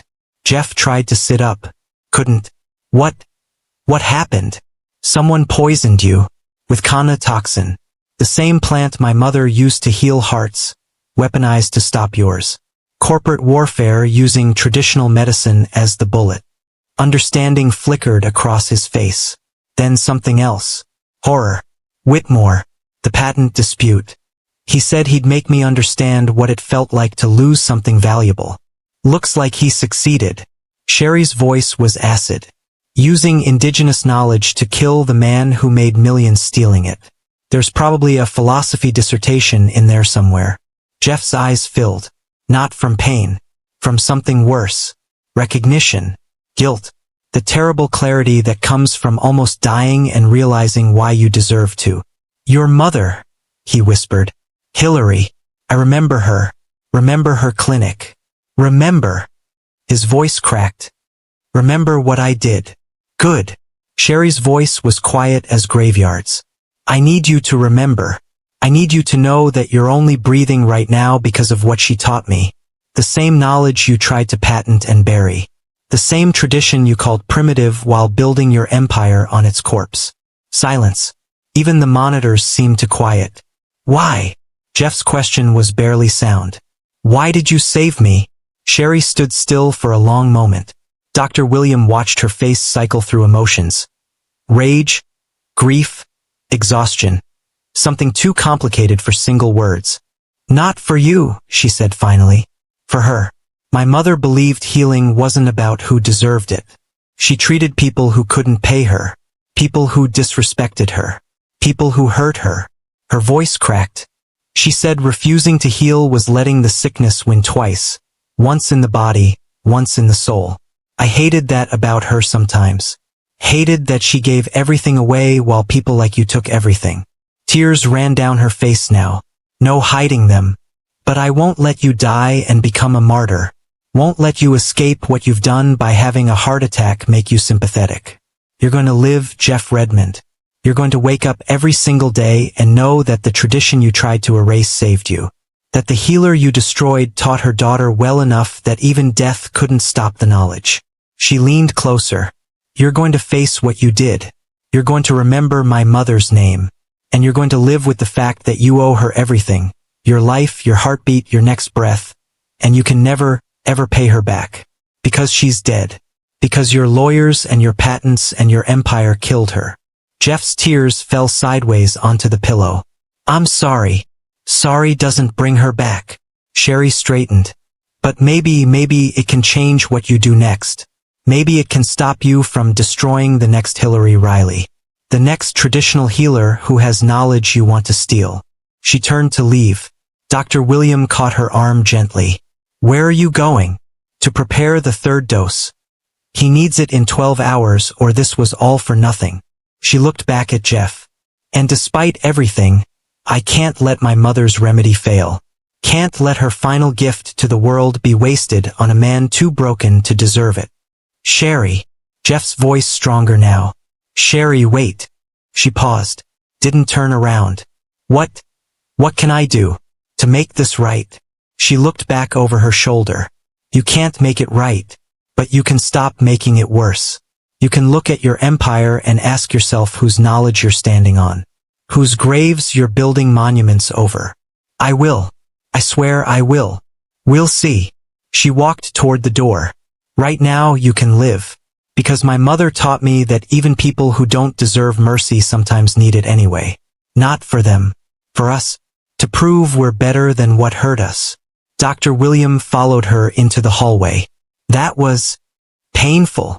Sherry's voice was hollow. Yeah.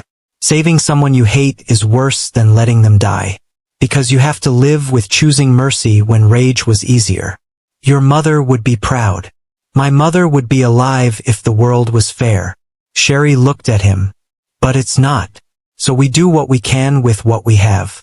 We heal because we can, not because they deserve it. Down the hall, footsteps. Running. A security guard out of breath. Dr. Marcus? We have a problem. Graham Whitmore, the CEO who sent the gift basket? Someone just found him in his hotel room. Same symptoms. Collapsed. Not responding. Sherry's blood went cold. The poison. He must have been testing it, Dr. Williams said. Dosed himself to verify it worked before sending it to Jeff. The guard looked at Sherry. at the clay jar still in her hands. Can you? She should say no. Should let karma complete its circle. Whitmore tried to murder Jeff using stolen knowledge. Let him die by his own weapon. But she heard her mother's voice. We heal because we can. And she hated it. Hated that healing meant mercy even for those who weaponized the very tradition meant to save them. Where is he? Imperial Hotel. 10 minutes. Sherry looked at Dr. William. At the guard. At the choice she had to make again. Save the person who tried to kill the person she just saved. Using knowledge that was meant to heal, perverted into harm, then reclaimed as healing again. The weight of it could break a person. Let's go, she said. And someone needs to stay with Jeff. If I'm treating Whitmore, I can't monitor both. Dr. William nodded to a nurse. Full vitals every 15 minutes. Any change, you page me immediately. They ran. Through the hospital. Into the rain. Toward another dying man. And Sherry Riley, barefoot daughter of a destroyed healer, carried her mother's remedy toward someone who tried to use her tradition as murder. Healing them anyway. Because the knowledge survived. And it was bigger than revenge. Even when revenge felt righteous. The story broke at 4:47 a.m., 7 hours after Jeff Redmond's resurrection. Someone leaked it. A nurse, maybe. Or a security guard. Or one of the board members calculating how to spin impossible survival into stock price recovery. It didn't matter who. What mattered was the headline screaming across every news site by sunrise. Billionaire CEO mysteriously survives death. Saved by folk remedy. After doctors gave up. By 6 a.m., reporters swarmed St. Catherine's like flies on something rotting. By 7 a.m., someone found the connection. An old court filing. A lawsuit from 15 years ago. Redmond Pharmaceuticals versus Hillary Riley. By 8 a.m., the narrative had teeth. Daughter of bankrupted healer saves the billionaire who destroyed her mother. The internet caught fire. Social media fractured into 1,000 arguments. Some called Sherry a saint. She chose mercy over revenge. This is what grace looks like. Others called her a fool. Why would you save your oppressor? Let him die. Some demanded Jeff face consequences. He's a biopirate. A thief. This doesn't absolve him. Others dismissed the whole story. Traditional medicine isn't real medicine. There's probably a rational explanation. Hillary Riley's name appeared in think pieces, Twitter threads, TikTok explainers. Her story, simplified, sensationalized, reduced to digestible outrage. Spread like medicine in bloodstream. The clinic. The lawsuit. The death. The daughter who survived. Sherry watched it unfold from the ICU break room on a borrowed phone. Exhausted and numb. They're making my mother into a martyr, she said quietly to Dr. William, who'd been awake for 26 hours and looked like he'd aged 10 years in one night. Like she's a symbol instead of a person. Like she didn't have a favorite song and burn her toast every morning and laugh so loud people complained. That's how stories work when they go public, Dr. William said. They become owned by everyone and no one. The truth gets simplified until it fits in a headline. I hate it. I know. But it's also the only reason anything might actually change. He gestured to the phone. Without this attention, Jeff's lawyers would have buried what happened, made you sign an NDA, called it a medical anomaly and moved on. Now there's too many witnesses, too many questions. The pressure might actually force accountability.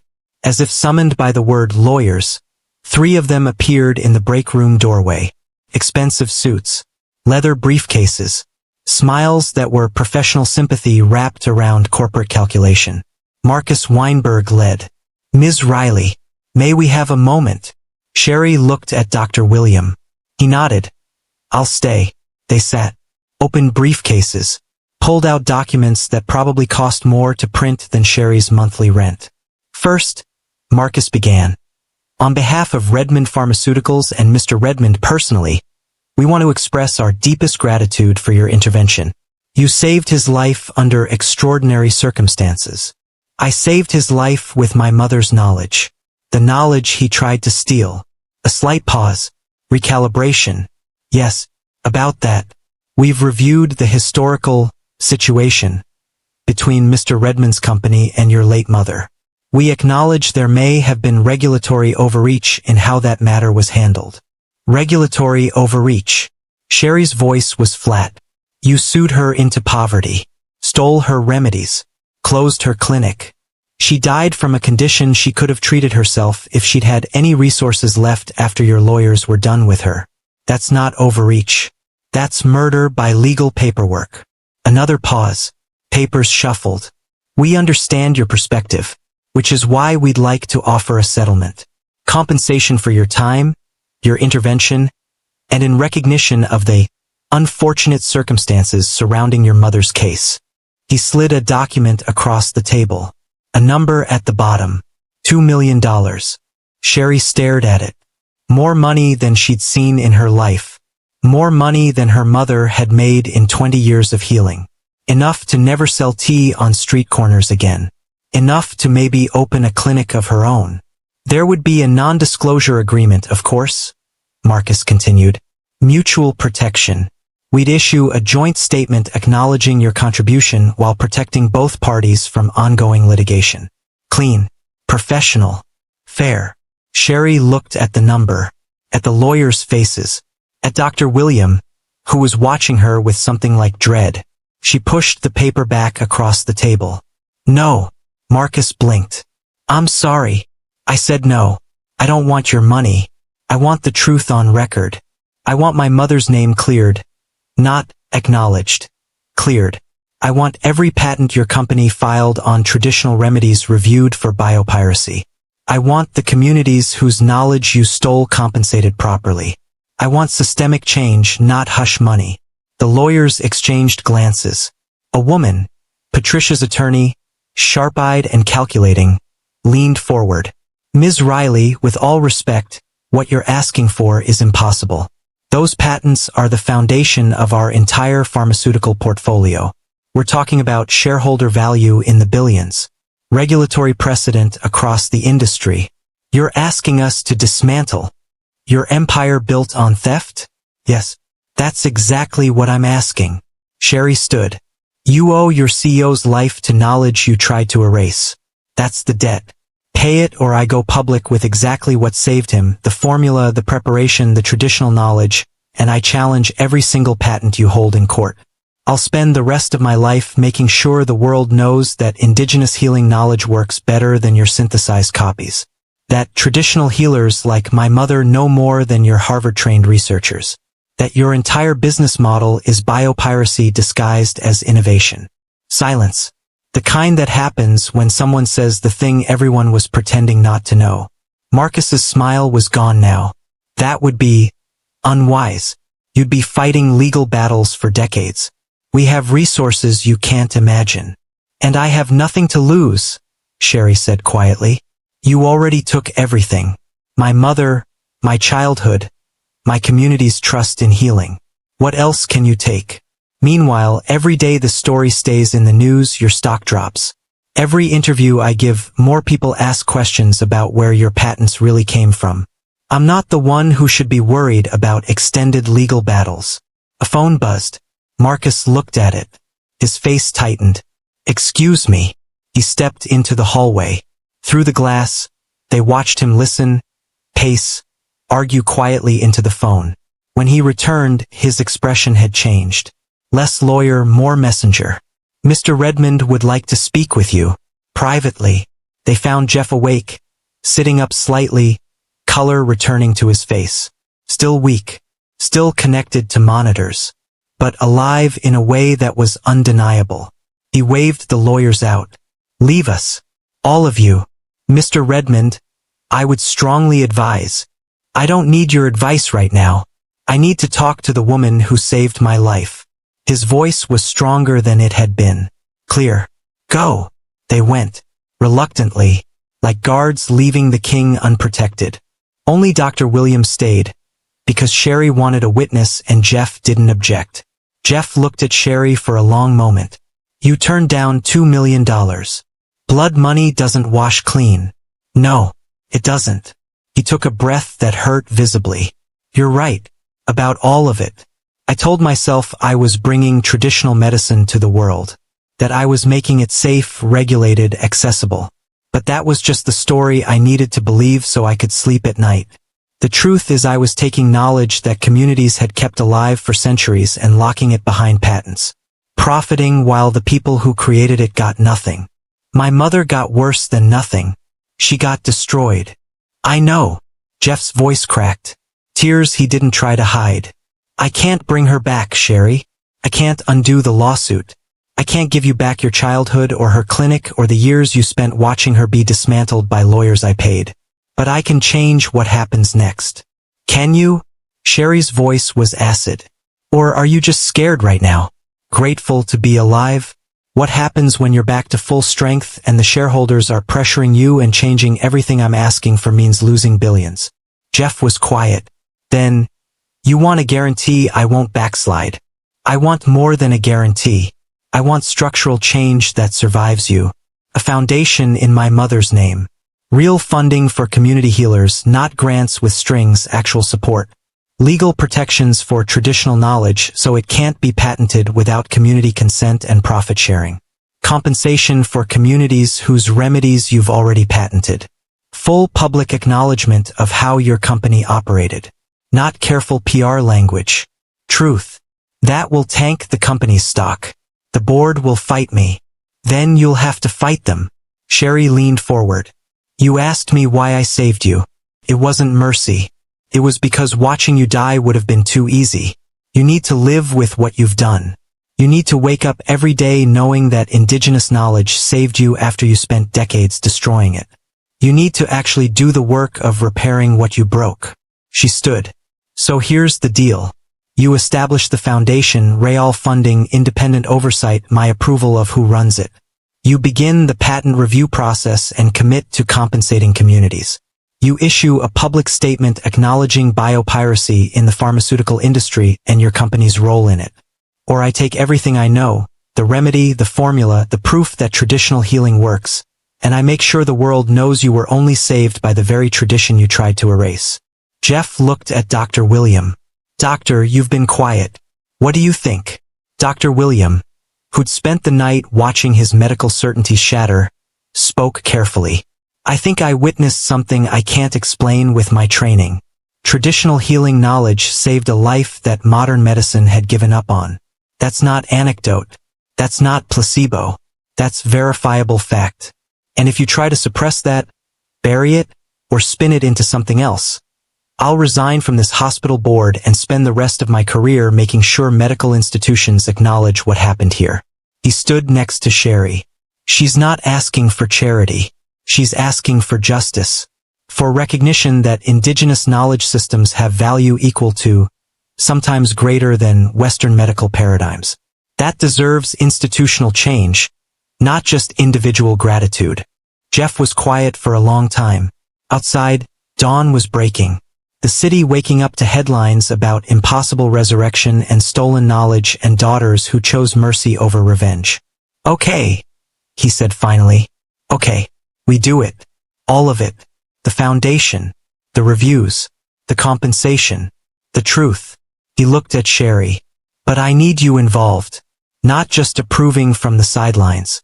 Actively building it. Because I don't trust myself to do this right without someone who actually knows what was lost. I don't trust you at all, Sherry said. I know. That's why I'm asking. Hold me accountable. Every decision. Every dollar. Every policy. You'll have power to override me if I try to compromise the mission. Legally binding. Because you're right, gratitude fades. Institutional pressure is real.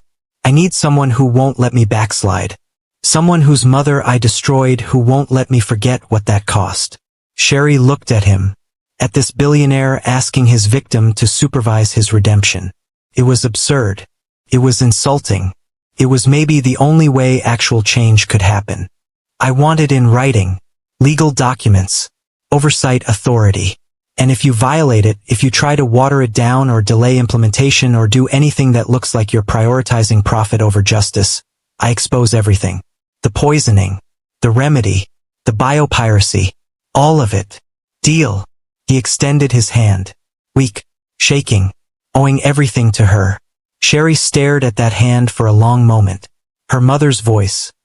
We heal because we can. She shook it. You betray this, I destroy you. I know. A knock at the door. A nurse. I'm sorry to interrupt, but there are about 40 reporters downstairs demanding a statement. Security's overwhelmed. The hospital administration wants to know what we're telling them. Jeff looked at Sherry. What do we tell them? Sherry took a breath. We tell them the truth. That traditional healing knowledge saved your life. That my mother, Hillary Riley, was a healer whose remedies you stole and whose clinic you destroyed. That I used her final formula to save you because she taught me that healing transcends revenge. And that you're establishing a foundation in her name to ensure no other traditional healer gets destroyed the way she was. They'll tear us apart. Probably. But they'll also pay attention. And attention is the first step to change. She walked to the window, looked down at the swarm of reporters, cameras, satellite trucks. The circus that her mother's death and Jeff's resurrection had become. We go down together, she said. You admit what you did. I explain what she taught me. And we announce that things are going to change. Not just apologies. Action. Jeff struggled out of bed. Dr. William moved to help him. Together, billionaire CEO in a hospital gown and barefoot daughter of the healer he destroyed. They headed toward the elevator. Toward the cameras. Toward the truth that would cost both of them everything and maybe possibly change something. The elevator descended. And in Sherry's pocket, wrapped in her mother's old headscarf, the clay jar still held a few drops of the remedy that had saved one life. Hillary Riley's knowledge. Still alive. Still healing.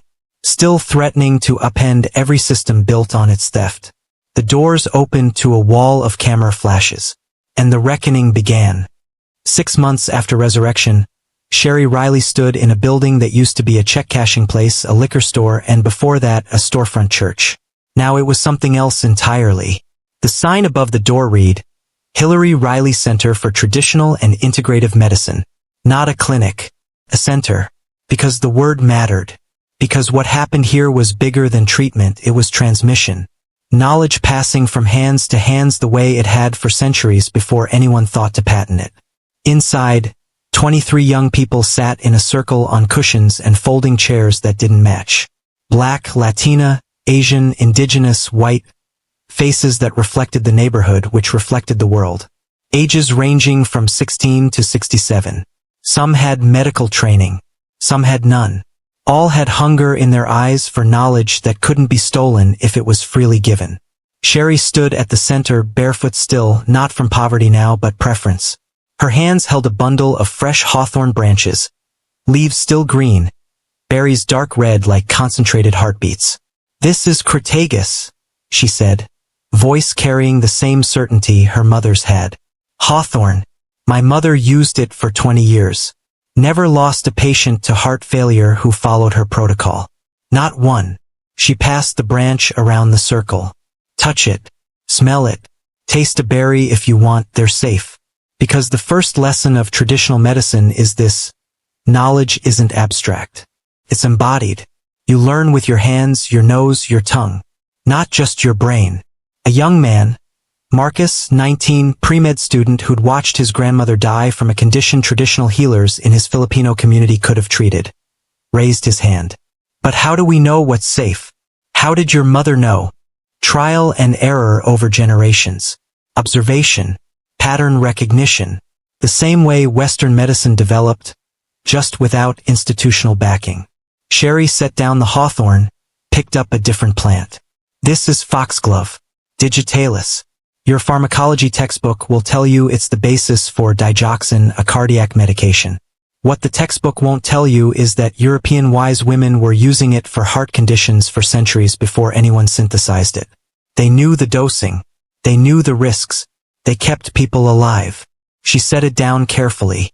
They were also burned as witches.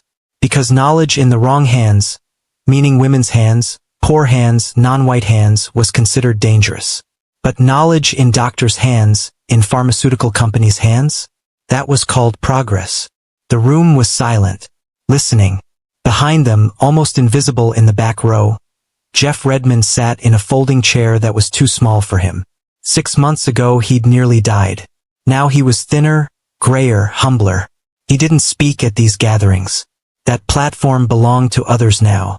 He just observed, bore witness, paid for the space and the supplies and the stipends that let people like Sherry teach without selling tea on street corners to survive. It wasn't redemption. It was accounting, a debt that would take lifetimes to balance. Near Jeff, Dr. William Marcus took notes. He'd resigned from St. Catherine's board 3 months ago. Not fired. Quit. After they tried to suppress his case report about Sherry's intervention. Now he split his time between teaching at the center and developing a curriculum for medical schools, integrating traditional healing knowledge with respect and reciprocity. He stood now, joined Sherry at the front. From a medical perspective, he said, addressing the class, what Sherry's mother understood was the concept of synergy, multiple compounds working together more effectively than isolated active ingredients. Western medicine looks for the one chemical that does the work. Traditional medicine understands that healing happens in relationship, between plants, between compounds, between healer and patient. A woman in the back, older, maybe 50, wearing scrubs from the public hospital, raised her hand. But traditional medicine didn't save everyone. People died. Babies died in childbirth. Infections killed people. That's why we needed hospitals, antibiotics, surgery. You're right, Sherry said. Traditional medicine isn't perfect. It's not the only answer. My mother knew that. She sent people to hospitals when she couldn't help them. The goal isn't to replace Western medicine. It's to stop treating traditional knowledge as inferior, unscientific, disposable. It's to acknowledge that different healing systems developed for different contexts, and sometimes, like the night I saved Jeff Redmond's life, traditional knowledge has answers modern medicine doesn't. She looked at the woman directly. The question isn't which system is better. The question is, whose knowledge gets respect, protection, compensation, and whose gets stolen, patented, and sold back at prices the originators can't afford. Movement at the door. A young girl, maybe 10, peeked in. One of the neighborhood kids who'd started hanging around after school, curious about the plants growing in containers outside, about the smells coming from the preparation room. Sherry waved her in. Come here, sweetheart. What's your name? Amara. Amara. Beautiful name. Sherry knelt to her level. You want to learn about healing plants? The girl nodded, shy but eager. Come on. I'll show you the garden. They stepped outside together, where raised beds built from reclaimed wood grew medicinal herbs. Sherry knelt in the soil. Good dirt. Expensive. Nothing like the concrete and poverty of her childhood, but chosen deliberately to mirror accessibility, not luxury.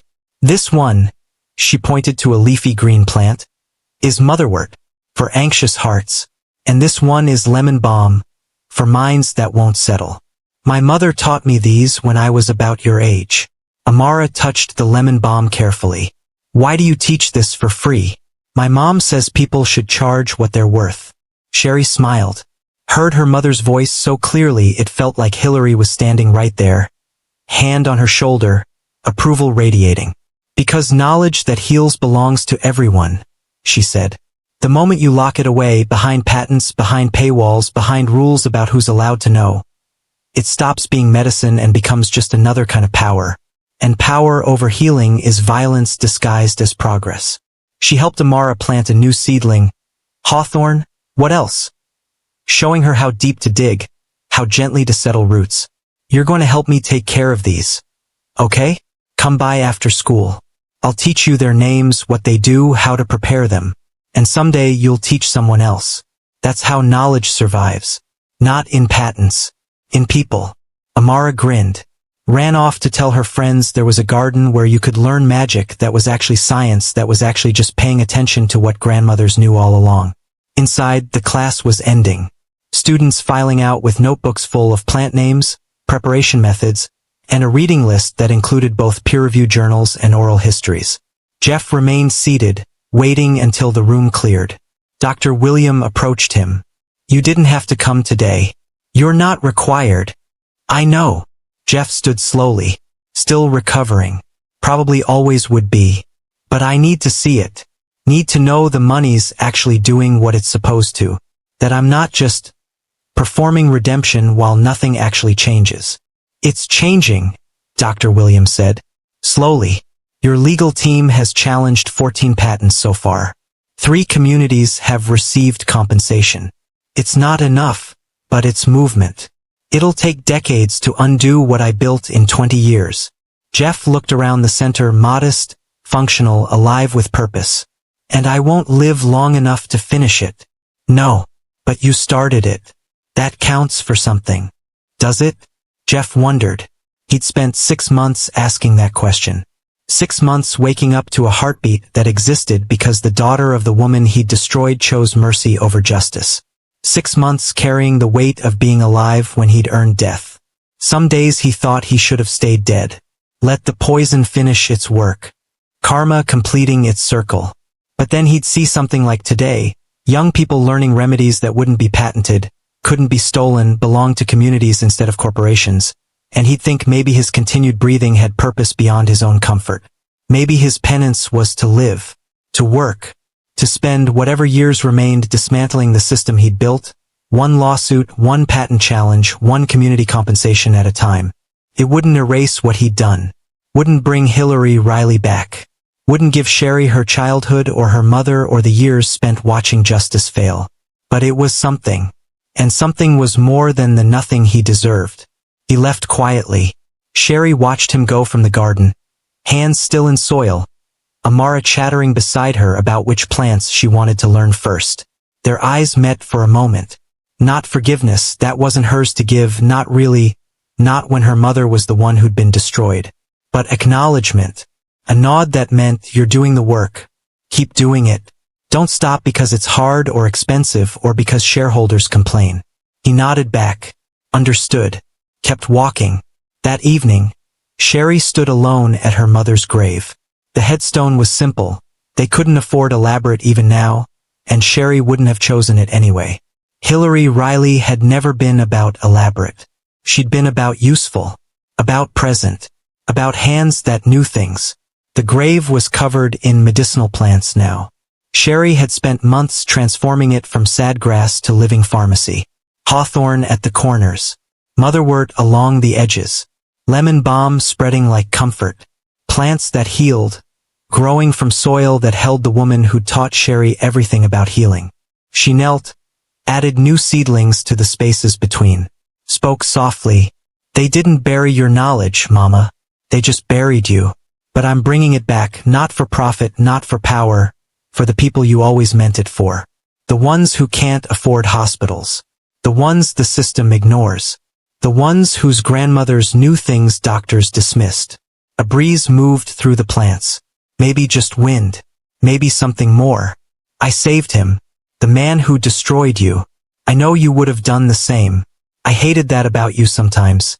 That you healed everyone, even people who hurt you. But I understand now. Refusing to heal is letting the sickness win twice. Once in the body, once in the soul. She pressed her hands into the soil, felt the familiar texture. The living earth that held death and transformed it into growth. Your remedies are saving people again. Not in his bottles with his patents. In clay jars and community centers and the hands of young people who'll carry this forward. The knowledge survived, Mama. You survived. In me. In them. In every person who learns that traditional healing isn't backward. It's the original medicine, and it still works. The plants took root. New growth from old soil. Something living from what was buried. Sherry stood, dirt under her fingernails, her mother's teachings in her hands. A center full of students who'd carry this knowledge forward into a future where maybe, healing belonged to communities instead of corporations. It wasn't justice. Justice would have been Hillary living to see this. Justice would have been the lawsuit never happening. Justice would have been Jeff Redmond never stealing what wasn't his. But it was repair. Slow, imperfect, ongoing. The work of decades, maybe generations, to rebuild what had been systematically destroyed. And in the meantime, people were learning. Gardens were growing. Knowledge was spreading. Free.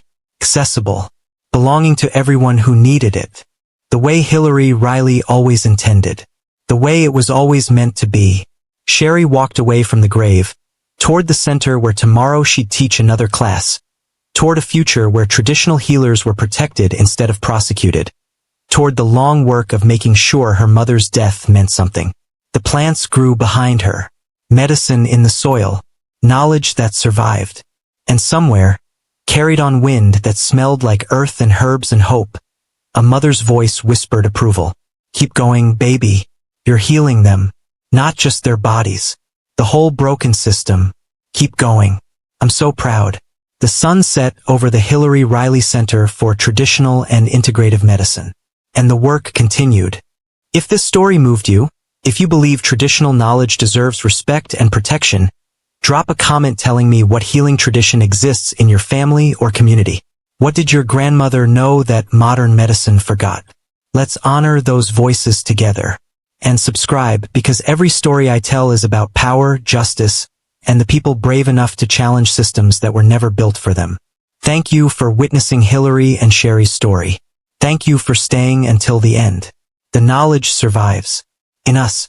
Always.